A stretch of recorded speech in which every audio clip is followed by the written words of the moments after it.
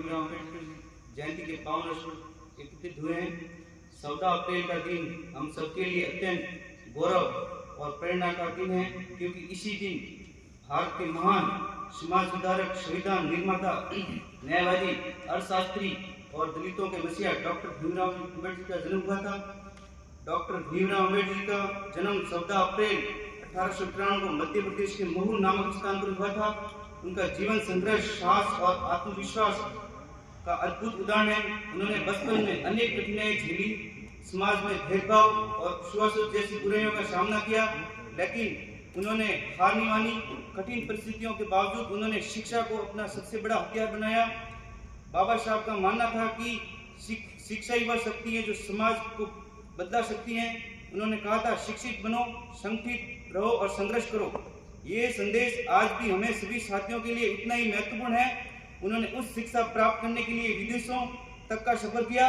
उन्होंने कोलंबिया विश्वविद्यालय और लंदन स्कूल ऑफ इकोनॉमिक्स में उच्च शिक्षा प्राप्त की।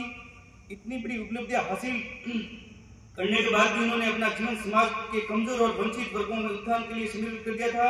डॉक्टर बाबा साहब जी ने भारत के संविधान निर्माण में महत्वपूर्ण भूमिका निभाई। उन्होंने भारतीय संविधान का शिल्पकार भी कहा जाता है। हमारे संविधान में सभी नागरिकों को समान अधिकार दिए गए, चाहे वह किसी भी जाति, धर्म या वर्ग से हो। ये बाबा साहब जी का दूरदर्शिता और महान सोच का परिणाम है।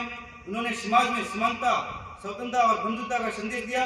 वे चाहते थे कि भारत एक ऐसा देश बने जहां पर किसी के साथ भेदभाव न हो और हर व्यक्ति को समान अधिकार मिले और सभी को आगे बढ़ने का समान अवसर प्राप्त हो। प्रिय साथियों, हम छात्रावास में रहकर शिक्षा प्राप्त कर रहे हैं। ये हमारे लिए गर्व की बात है कि हमें शिक्षा पाने का अवसर मिला है। डॉक्टर बाबा साहब भीमराव अम्बेडकर का जीवन ने हमें सिखाता है कि कठिनाई चाहे कितनी भी बड़ी क्यों न हो, यदि संकल्प मजबूत हो तो सफलता अवश्य मिलती है। आज हमें संकल्प लेना चाहिए कि हम शिक्षा को अपना अधिकार ही नहीं, अपना कर्तव्य भी समझेंगे। हम समाज में फैली बुराइयों को दूर करने का प्रयास करेंगे। हम समानता, भाईचारा और सम्मान की भावना को अपनाएंगे।